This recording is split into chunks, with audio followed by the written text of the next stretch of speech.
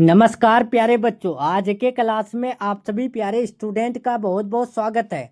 प्यारे बच्चों, आज के क्लास में मैं आप सभी को अभी बताने वाला हूं क्लास 11th मंथली एग्जाम सितंबर के लिए साइकोलॉजी यानी मनोविज्ञान का ओरिजिनल क्वेश्चन पेपर का आंसर की। ठीक है, तो आप सभी प्यारे स्टूडेंट आज के क्लास को लास्ट तक जरूर देखिएगा और हर एक प्रश्नों को याद कर लीजिएगा। ठीक है, क्योंकि आपके जो एग्जाम में सवाल पूछे जाएंगे तो इससे बाहर नहीं पूछे जाएंगे। तो चलिए प्यारे बच्चों, आपकी स्क्रीन में पहला क्वेश्चन आ चुका है, तो अब सभी प्यारे स्टूडेंट फटाफट से आंसर देते चलिए। अगर आंसर पता है तो, अगर नहीं पता है तो आप सभी जो है ध्यान पूर्वक देखें और अच्छे से एक एक क्वेश्चन को रट लें। ठीक है, और प्यारे बच्चों जितने भी स्टूडेंट चैनल से नए जुड़ रहे हैं तो चैनल को सब्सक्राइब करके बेल आइकन प्रेस जरूर कर लीजिएगा। वीडियो पसंद आए तो वीडियो को लाइक करके अपने सभी यार दोस्तों में शेयर कर दीजिएगा। देखिए, पहला क्वेश्चन पूछा गया है, सीखना अनुभव के परिणाम स्वरूप व्यवहार में अपेक्षाकृत अस्थायी परिवर्तन है, ये कथन किसका है? तो आप याद रखिएगा गिलफोर्ड का। दूसरा नंबर सवाल देखिए, सीखना किस श्रेणी से संबंधित है?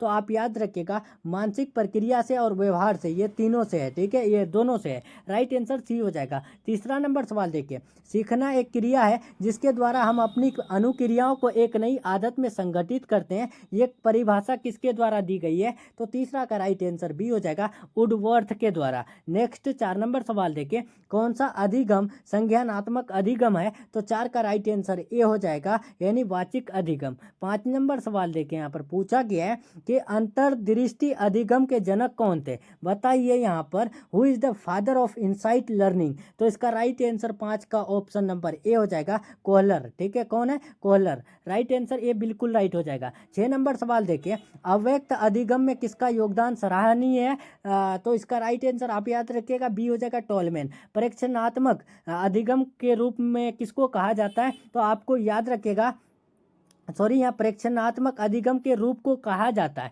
तो इसके रूप को हम लोग क्या कहते हैं? तो 7 का राइट आंसर सी हो जाएगा, अनुकरण कहते हैं। नेक्स्ट 8 नंबर सवाल देखिए, पूछा गया है प्रेक्षणात्मक अधिगम के प्रतिपादक कौन थे? तो आप याद रखिएगा 8 का सी हो जाएगा, बंडूरा। नेक्स्ट 9 नंबर सवाल देखिए, कौशल अर्जन का चरण है, कौशल अर्जन का चरण कौन है? तो 9 का डी हो जाएगा, इनमें से सभी। टाइप करना सीखना, साइकिल चलाना सीखना और तैरना सीखना कहलाता है, तो ये क्या कहलाता है? तो आप याद रखिएगा 10 का यहाँ पर जो है ए हो जाएगा। ठीक है, गति सीखना। ठीक है, नेक्स्ट 11 नंबर सवाल देखिए कि परिवर्तन अनुकूलन सिद्धांत का प्रतिपादन किसने किया? तो 11 का राइट आंसर बी हो जाएगा, स्किनर ने। नेक्स्ट 12 नंबर सवाल देखिए, किस मनोवैज्ञानिक ने सीखने का शास्त्रीय अनुकूलन सिद्धांत का प्रतिपादन किया है? तो आप याद रखिएगा 12 का ए हो जाएगा, पावलोव ने। नेक्स्ट 13 नंबर सवाल देखिए, निरर्थक शब्दांश परिचित एवं अपरिचित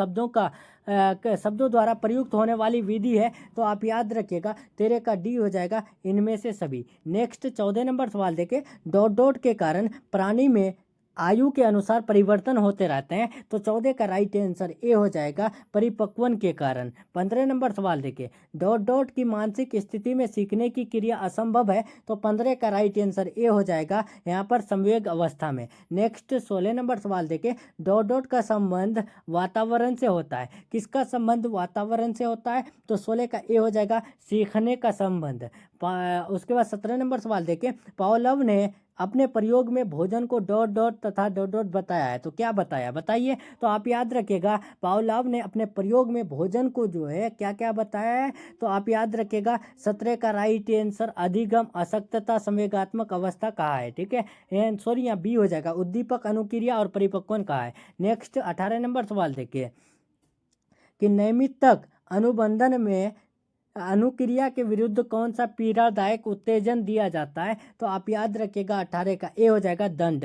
नेक्स्ट 19 नंबर सवाल देखिए, 19 नंबर सवाल पूछा गया है आपको कि अंतरण प्रभाव के अध्ययन में डॉट डॉट और डॉट डॉट के बीच अंतर किया जाता है, तो आप याद रखिएगा 19 का सी हो जाएगा, संवेग अवस्था और अधिगम अशक्तता का। नेक्स्ट 20 नंबर, मनुष्य अधिगम में डॉट डॉट सहचारियों की श्रृंखला होती है, तो 20 का राइट आंसर यहाँ पर बी हो जाएगा, अधिगम अधिगम आसक्तता। 21 नंबर देखिए, अधिगम शैलियाँ डॉट डॉट तथा व्यक्तित्व प्रतिरूप से उत्पन्न होती है। तो 21 का राइट आंसर यहाँ पर ऑप्शन नंबर जो है सी हो जाएगा, नैमित्तिक अनुबंधन। ठीक है, नेक्स्ट 22 नंबर सवाल देखिए, यहाँ पर पूछा गया है कि अधिगम हेतु डॉट डॉट यानी अत्यंत अनिवार्य है। तो अधिगम होने के लिए आपको यानी सीखना जरूरी है। ठीक है, नेक्स्ट चलते हैं यहाँ पर 23 नंबर कि डॉट डॉट वाले बच्चों में यानी समय व स्थान की कमी एक आम लक्षण है, बताइए।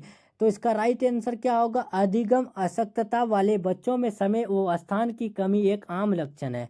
नेक्स्ट चलते हैं 24 नंबर।